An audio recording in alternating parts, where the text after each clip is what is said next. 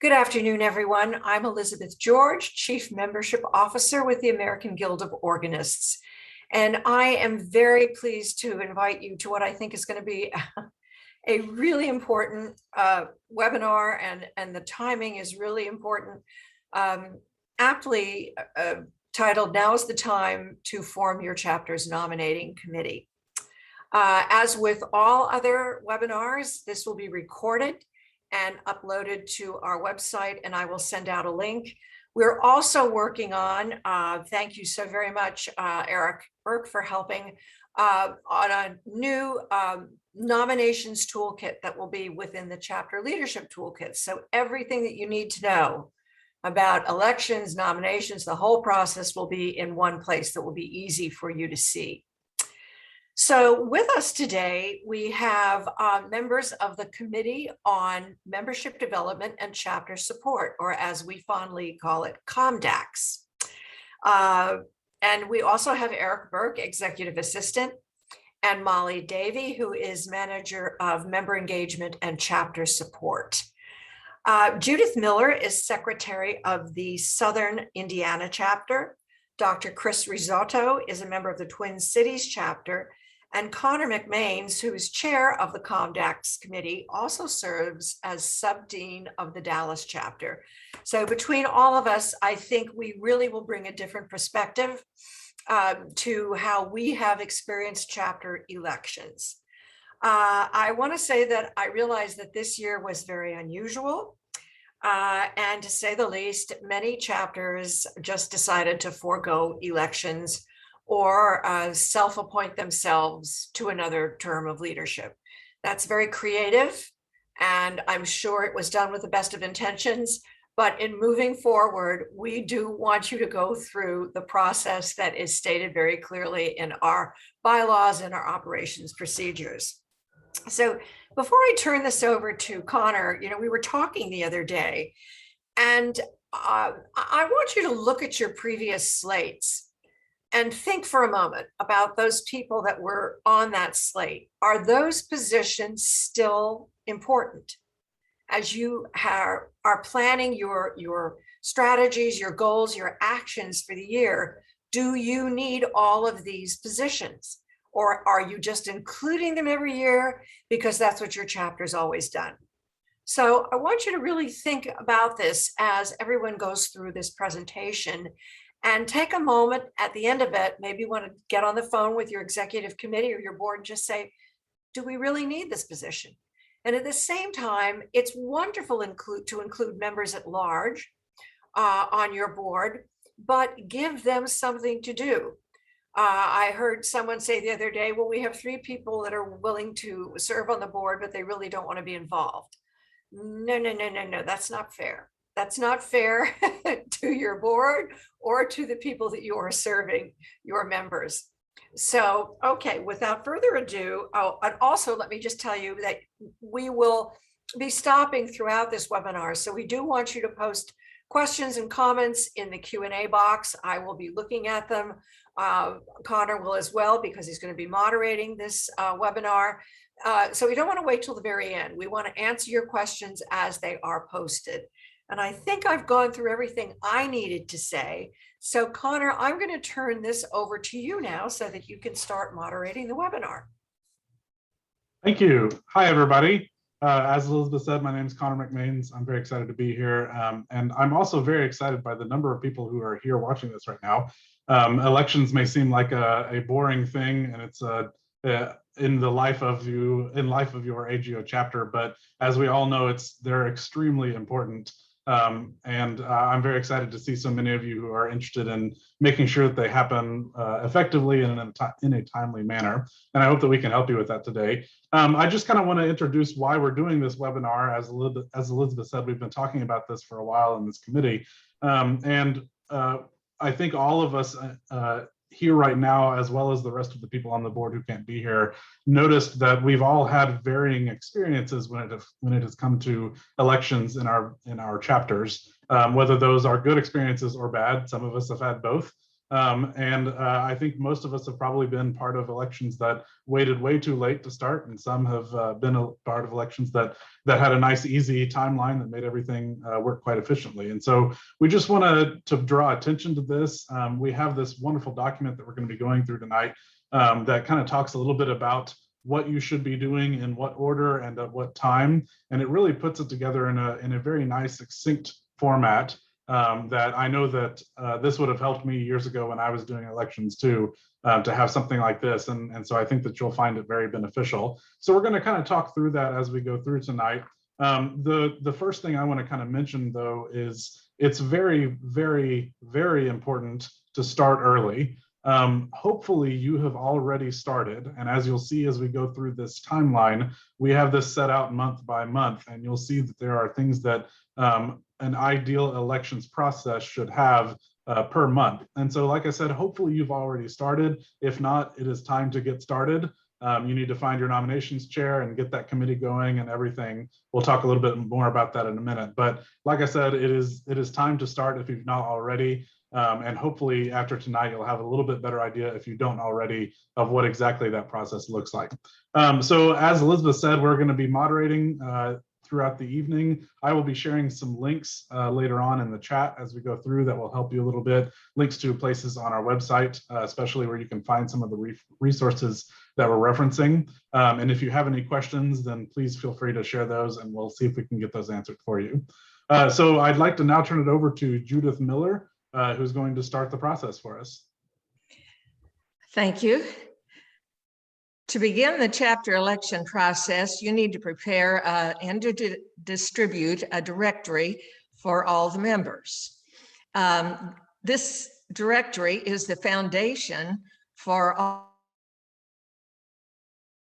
all the chapter election process. It serves as a resource for the entire year because you can use it to help you determine what people are eligible for different committees, and who might be eligible to serve on your nominating or election committee. And it helps you identify potential candidates who might be eligible and willing to serve as officers in your organization. So it is important that this start early. It's best if it starts in July. And at that point, you can determine or establish in your chapter who is responsible for preparing this membership list or the directory. And this person then needs to set a deadline for the names and contact information that would be included in this directory. And this needs to be made clear to the members of the organization as to when they need to be sure to pay their dues, and when they need to get in all their up-to-date contact information so that they can be included appropriately in the membership directory for the chapter. It's really important to get up-to-date information for like the phone numbers, the email, and mailing addresses, because it's very frustrating to try to contact people and find out that all this information is out of date. So that's really important to have the accurate information there. How can you compile this information? Well, you can do a search for American Guild of Organists and go to currently ONCAR. And you need to put in your username, which would be the first initial of your first name and all of your last name with no spaces. And your password is your membership ID on the mailing label for your TAO magazine. Then only certain people can go into the chapter administration. And I checked with Molly today because the next step is to get into chapter administration. And this is restricted. You need to be listed on the chapter's officer roster with a position 2 date. So if you can get into the chapter administration, then you go to the member roster, and there you have a good list to start with. You have all the paid members right there. And then your attention has to go to the people who have neglected to send in their dues. And this takes several reminders sometimes and several contacts with them. And as long as they know the the deadline date, that helps. And then you'll have a list of all the members that are available for these various committees. So at that point, then you have a resource that should be available to all. You can distribute it to all your members, and then you can continue with your election process for the year. So this membership directory should be completed at least by fall. So you start in July, you have August there, and by fall, then you should be ready to continue with your election process. So best wishes and good luck as you continue on your journey.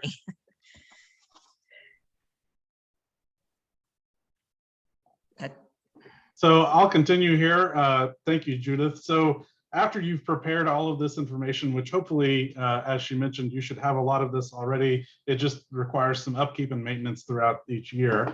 After that, it's as you get into August, it's time to start recruiting interested nominees for your committee.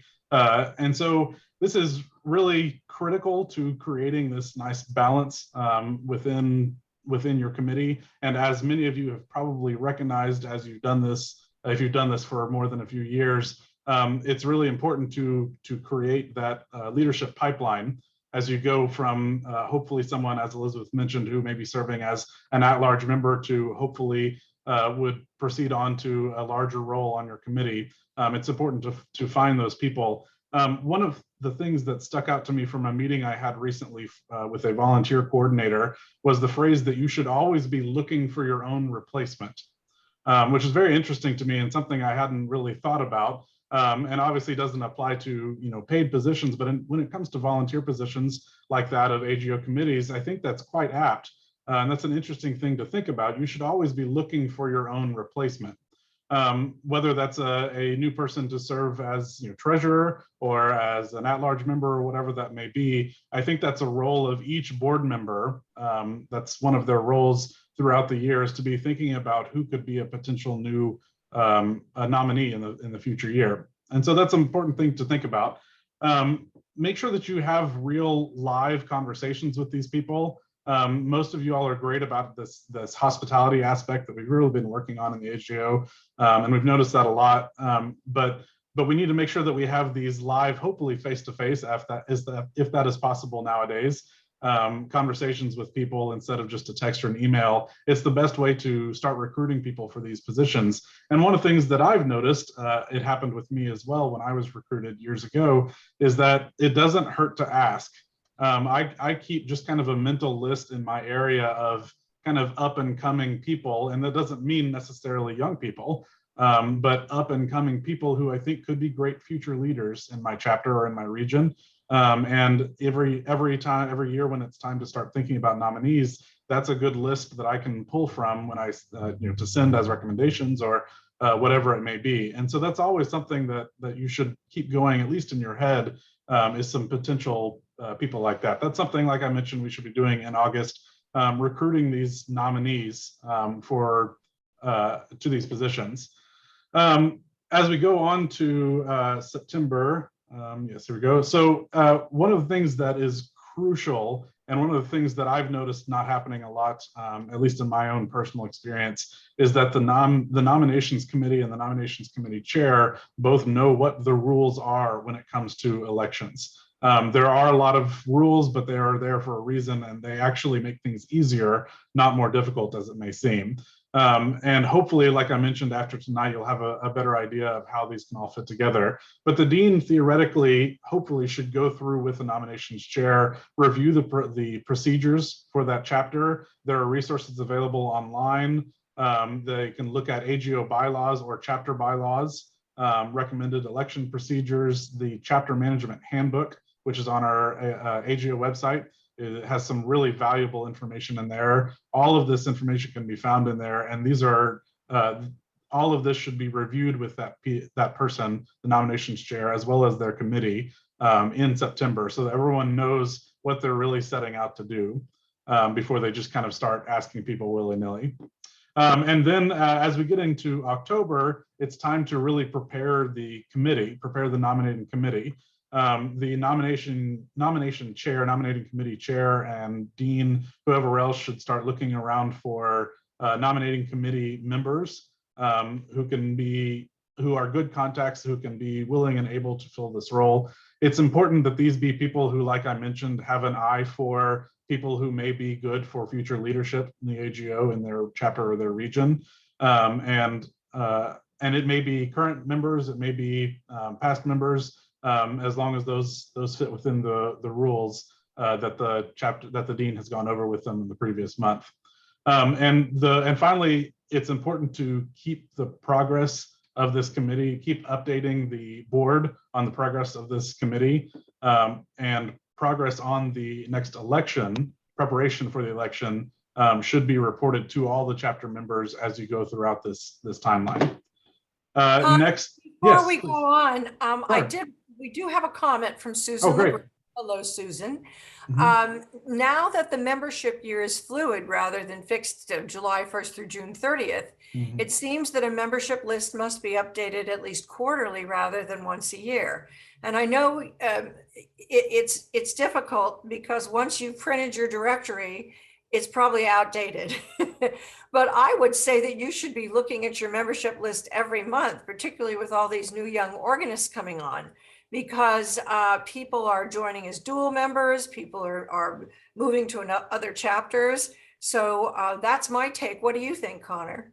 Yeah, I absolutely agree. And in fact, I'm all about, you'll hear me talk more later too, I'm all about giving important roles to at-large members who may have joined just to kind of sit there, but giving them jobs to do. This is a great job because it gets them involved with knowing the people in your chapter early on, especially if they're a younger person or a newer person to your chapter. I would pair them up with someone who has been in the chapter for a while and give them the responsibility of maybe once a month, at least every other month, going through, making sure that everything is updated. In Dallas, for example, our current dean goes through quite regularly and checks on people to make sure that our pastoral care list is updated. We're reaching out to people who don't receive electronic communications, things like that.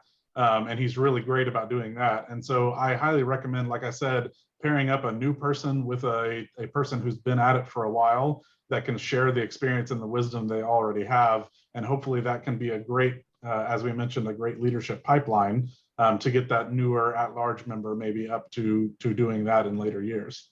That would be my recommendation. Absolutely wonderful. Thank you so much. Okay. Okay, so as we move on to November, December, etc., I'm going to turn it over to Chris. All right, so the executive committee of the chapter may not meet in December. It's that time when we're all preparing for Christmas and such. So before the January meeting of the executive committee, the dean should be in touch with the nominating committee to make sure that they know everything that they have to be doing, the duties, the timeline, and the nominating committee should be looking for what officers and other chapter leaders could be eligible for re-elections and communicate with other people that might be fit, willing, and able to serve in a further term. And then to let the candidates know and understand what their duties would be when in office. And all these duties are on the aforementioned chapter management handbook, which is available on the AGO HQ website. So that's before the January meeting. And by the time when you reach the February, so before the February executive meeting, so that's in January, the nominating committee should talk to all the potential nominees that they might have in mind, virtually, on the phone, in person, not just through text, as Connor mentioned, just so that they can make sure we're all on the same page to prepare the slate for the executive committee, which will be due by the February meeting of the chapter committee. And so they should nominate candidates for dean, for secretary, treasurer, and other officers at the discretion of the chapter. And they are encouraged to nominate also more people for members at large than necessary, just in case you need to replace those who are being, whose terms expire, or someone who needs to be replaced. The deans don't serve on nominating committees, but they should make sure that the work is being done to deliver this ballot to the executive committee before the February meeting of this committee. And finally, by the time the February meeting comes, the nominating committee has sent all the list of candidates to the executive committee, and it must be approved then. It cannot be refused, vetoed, or changed. It's approved so that the executive committee can make the chapter members know who these who's going to be in the ballots, the list of candidates. So they should know them, let them know by email, newsletter, or for those without email, making phone calls.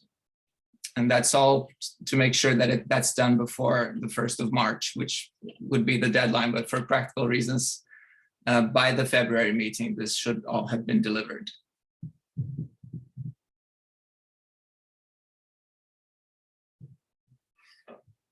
That's what I have.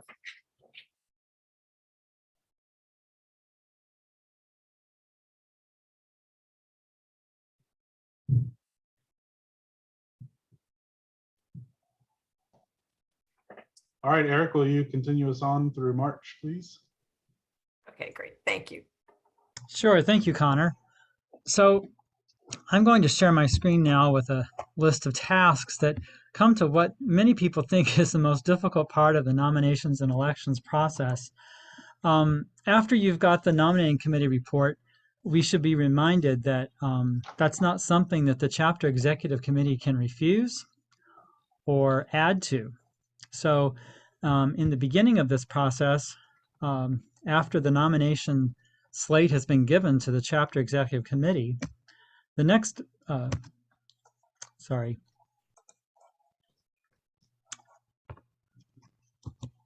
next step is to make sure that each of the steps are followed in order. And the first one is that you have to inform the chapter by March 1st of that slate.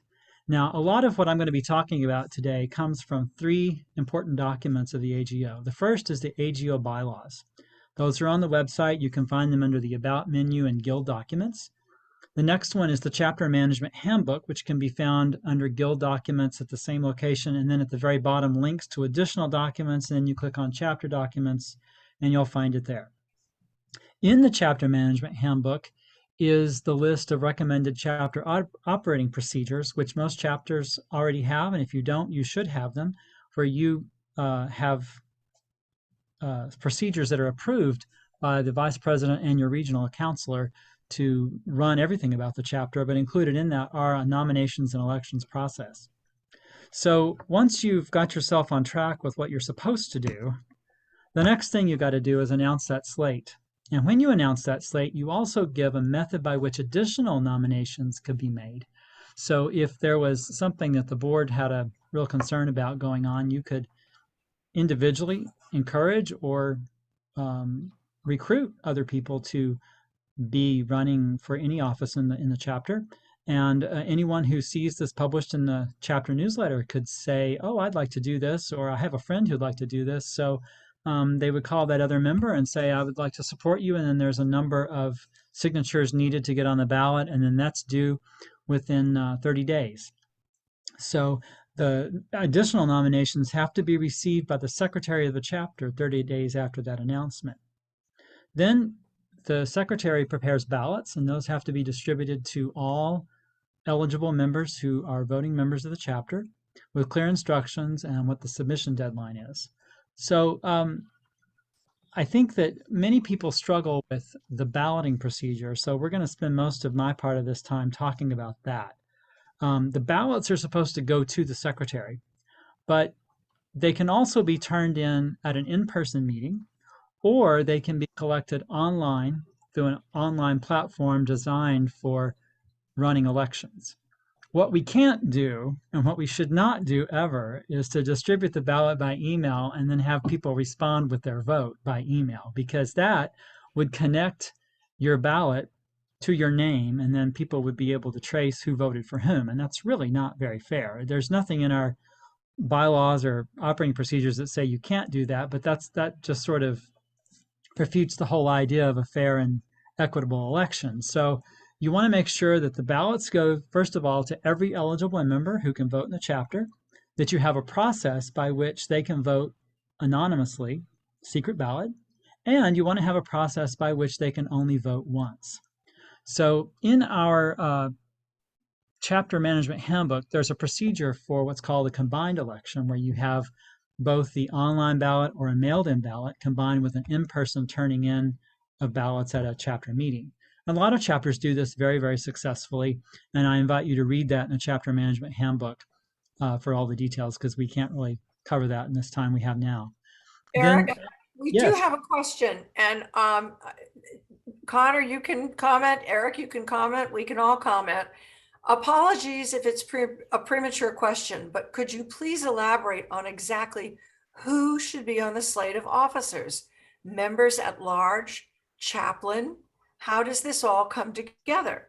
Well, I don't know that I've ever seen a chaplain on a slate, because I'm not sure that that's what they, the capacity in which they're serving.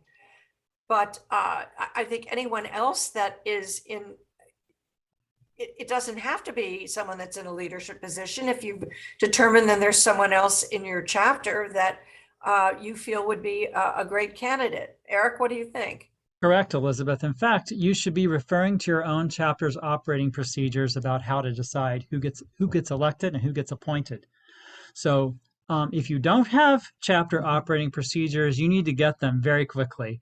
And if you don't have time to get them, you should probably follow the recommended operating procedures, which are in the chapter management handbook or available as a download on the chapter toolkits page and on the links to additional documents. Most chapters appoint their chaplains. Some chapters actually appoint the registrar.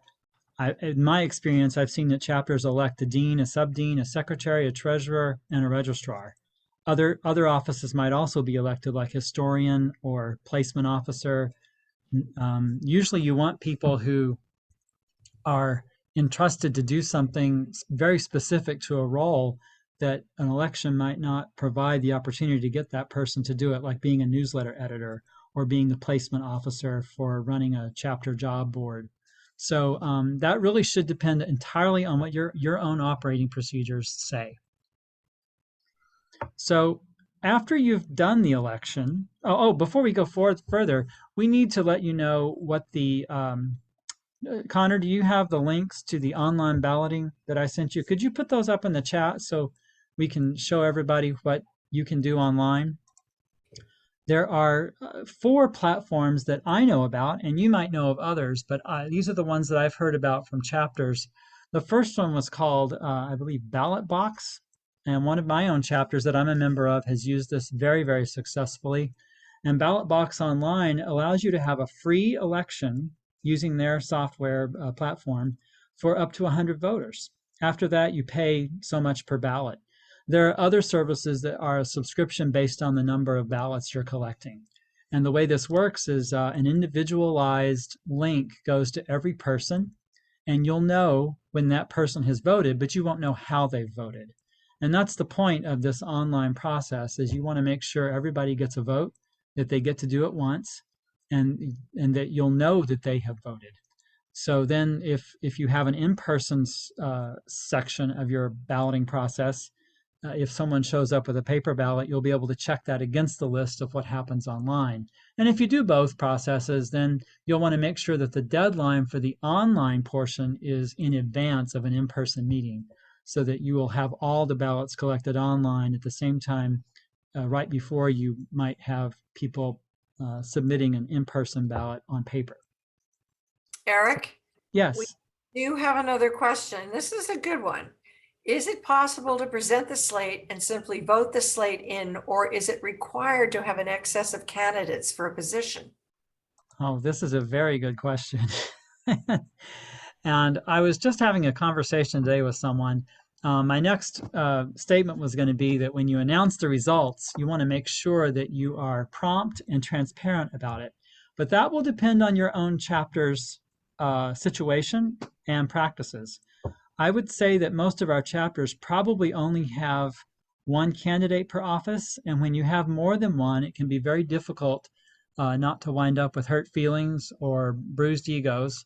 And I would say that the most frequent circumstance I've seen about more candidates than there are for a position is when you have possibly 4 candidates for 3 positions in an at-large position on a chapter board, or 5 for 4, or 3 for 2. And then the 2 people with the most votes, or the 3 people, how many positions you have that get the most votes, are then considered elected to that at-large position. It's more common in larger chapters to have multiple candidates for a position, and then it's a little easier because you don't have the chance of there being 8 votes for one person and 1 vote for the other. It would be kind of difficult to report that kind of a lopsided result in numbers. But and especially if you haven't done it before, that might be problematic to start doing it all of a sudden in a smaller chapter. But in larger chapters, we encourage you to be as transparent as possible. And so I think does that answer the question, Elizabeth? It does. Thank you very much. So let's go on to my next slide. After you've announced the new leaders of your chapter, you want to be sure that this is the rest of my spiel about the ballots. Just to review, the secretary prepares the ballots after 30 days of the announcement. The voting is by mail and online, in person, at a meeting, or a combination method. And you want to be sure every eligible member receives a ballot or has access to submit one anonymous vote. Multiple paths may be necessary to get those ballots to the right people. So just like it was said earlier, you want to do a directory more than once a year. You also want to be checking who is a voting member of your chapter at the moment you're sending out ballots or links to online ballots, so that you've reached everybody who is a member of your chapter. You might even need to call headquarters and ask if anybody's joined your chapter in the last few days or weeks, so that you don't forget anyone. And then along the process, before the deadline of your chapter election, you want to remind members to vote, because they might have gotten an email about the election and then it got buried in their inbox and they forget to vote. So participation is really important.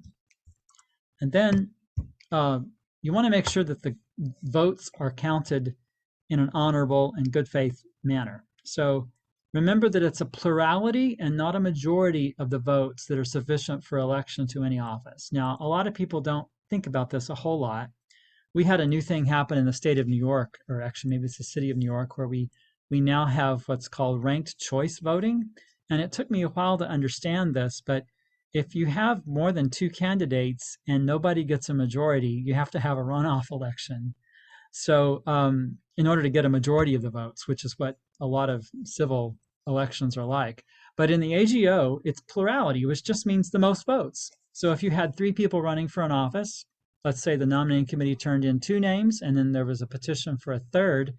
If you had the votes distributed 30%, 30%, 40%, the 40% person would win. You don't have to have a runoff just because nobody got 50%. So that's what a plurality means, just the most votes, no matter what the percentage of the total is. And you want to make sure that at least 2 people count those ballots. The secretary should have access to the online platform. Maybe another person should also have access to verify that count there. And then if you have an in-person turning in of ballots, you want to have 2 people there. Some organizations elect tellers for this purpose. So it could be the secretary, and you could also make sure that the persons who are counting are not on the ballot. That's also something to consider. That way there's no accusation that could be made later that someone counted the votes for their own advantage. And then you want to, before you go yes. on, I just want to mention we had a question in the chat that asked, do we have to announce the numbers of the vote, the tally numbers, or just who wins? I responded that obviously announcing numbers helps with transparency. However, given it really is based on your own chapter's protocols, if you want to announce the numbers, that's up to you. It's not required. Exactly right. There's no requirement to do it. But if you can make that happen in a way that people will not get offended or hurt, in the process, it's always good to be transparent. And of course, the people who run might ask you how many votes they got, and you should always be willing to tell them, because that could cause more than hard feelings going forward. Then to review, you got your nominations process, you have your election process, and then you have an installation, hopefully, of the new people that you've elected. So you should probably plan for this way before you're finishing the election, so that you know that the members can install their new leaders. It's always good to do this as soon as you can, so that they can get going, knowing that they have the support of the chapter. So we're supposed to record new officers in chapters by July 1. So you want to contact headquarters to get those listings updated, or go on to OnCard and include the additional terms of people that have been reelected, or put in new people if you have people that are becoming officers. And you do that before July 1st, because if your position is up and you're one of the officers, you won't be able to get into OnCard, and you'll have to call us and we'll have to do it for you. So that's something to keep in mind. And now I think I am at the end of my slides. So Molly, could you please put up the next slide of our deck?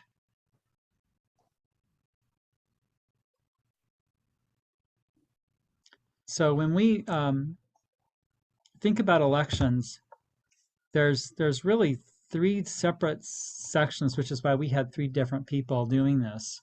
The nominating committee formation is really important, and Judith went through so many important things about that. Thank you, Judith. And then the nominating slate and petitions for nomination, getting that slate together is really challenging, and thank you, Chris, for outlining that. You want to make sure you have people that are interested in serving and not just seeking privilege, so that your chapter will actually be able to progress with the things that it needs, and not just what we as individuals want to accomplish. And then the ballots and elections process and the installation has to be done openly and fairly. So you want to make sure that you read through those documents we've mentioned. And unfortunately, we don't yet have this election guide up, because it puts things in the right order, and our bylaws and our operating procedures aren't really accessible in that way. So we hope to have that for you soon, and we will have 2 handouts. So that is all of my contribution, and I think we're ready for questions now.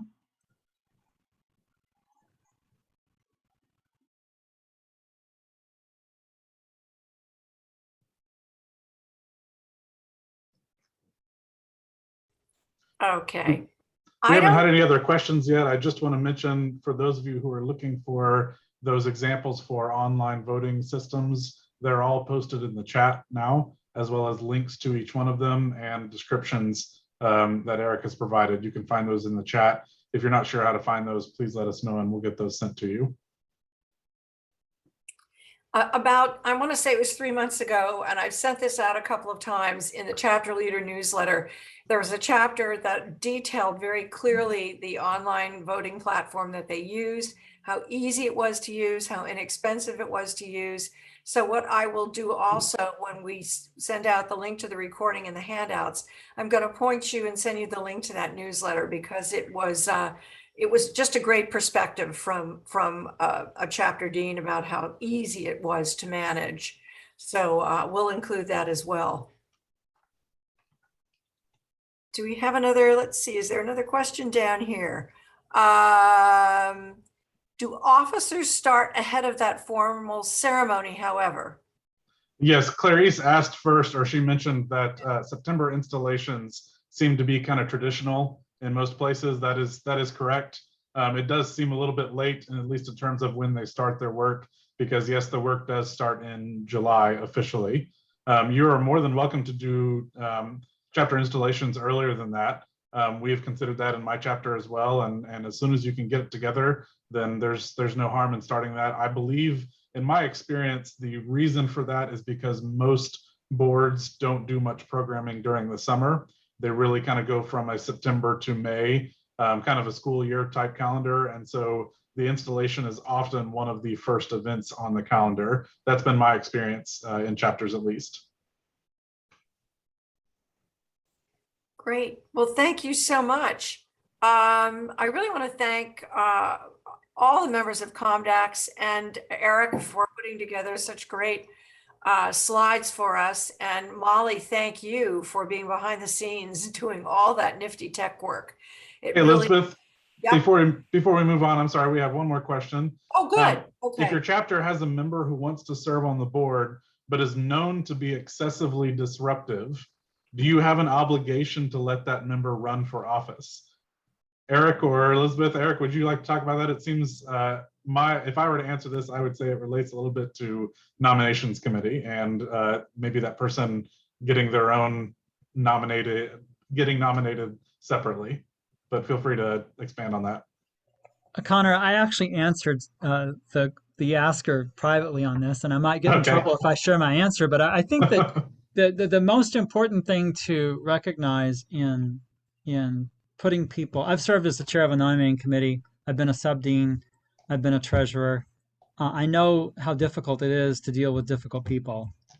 We all know this from working in churches with choirs and schools, etc. And I think that the most important thing to make everybody know in the process is that you want to have people who are there to serve and benefit the chapter. And if someone's being disruptive, it's hard to see how that benefits the chapter. So that's the polite way of what I said to I agree. asking. I would also recommend that you consider really trying to take a step back. I'm not saying you haven't. Take a step back and really consider what has led to that impression of that person. If it is really that they are excessively disruptive, or if it's maybe that they just have an abrasive personality or something like that. I have dealt with that in chapters that I've been in. People who have been already on the board, people who have been voted in, sometimes people like that is, as long as like I said, they're not disruptive, like we talked about, and like you asked about. If they're actually just somebody who maybe doesn't get along with everybody all that well, they may still have something to add. They may still have an area or a specialty that could benefit your chapter. But just like Eric said, it really comes down to what is the best for the future vision, the future leadership of your chapter. Do you really see your chapter benefiting from their leadership or not? Disruptive, I would definitely agree that there's not much they can do to get around that to be helpful, I think. But I think it is important to take a step back, definitely, and consider, is there something they could be bringing to the table? Last Monday, we did a wonderful rollout of a new publication called the Board Team Handbook. And it really deals with a lot of these sticky subjects. It's up on the toolkits, and I will send the link out again. It's going to I'm about to share it right now. Oh, great. Thank you so much. Mm-hmm. It's to me, I think it's one of the most valuable resources we have presented recently. You've got your chapter management handbook that tells you how to do things, but the board team handbook really goes into the why and how to handle difficult situations, because it's not always easy to work as a team. But I think it's at the end of the day, as both Eric and Connor said, you have to think about your constituency. You have to think about your members. What's best for your members? But thank you, Connor, for putting that in there. Do we have any other questions or chats that we should be? See one thing down here. Let me take a look. It looks like not at this time, no. Okay, great. Wonderful. Elizabeth? Yes. I just wanted to say that sometimes we also need to have disruption of things that should not continue. So you want to be sure that you don't cancel out people who are trying to get you to do something better. And sometimes we need to look at ourselves and see whether what's being disrupted is a bad thing, or whether the disruption itself is the bad thing. And sometimes it's very difficult to tell and have the wisdom to do that. That is a really excellent point, Eric, because I often refer to myself as a disruptor, and I refer to it in a good way. Whether others perceive that or not, I'm not sure. But disruption can be important if there's some valid things that need to be shared. So that's another way of looking at it as well. we've really finished a little ahead of time. I think this is wonderful. I want to thank Connor. I want to thank Judith. I want to thank Chris. I want to thank Eric, and I want to thank Molly for being behind the scenes and doing all of that tech work. And I want you to save the date, and we will be promoting this very, very shortly. We will be doing our second annual virtual leadership conference, Leadership 2022, July 23rd and 24th. We're only going to do it for 2 nights. We're using really awesome new meeting software, which is just going to be so easy for you to use. There will be no problems with people being allowed into sessions. And we are planning on giving a lot more time for chapters to interact with each other and to talk, because we heard last year that was what was most important. So I just want to, with that, say I want to thank all of you for all of your hard work, for your tenacity and your amazing leadership during this year that certainly wasn't an easy one. So I will say happy New Year to everyone. I hope that this is a joyous holiday season for you and that you stay healthy and well, your families and your loved ones are well, and we will see you in the new year. Thank you everyone so much.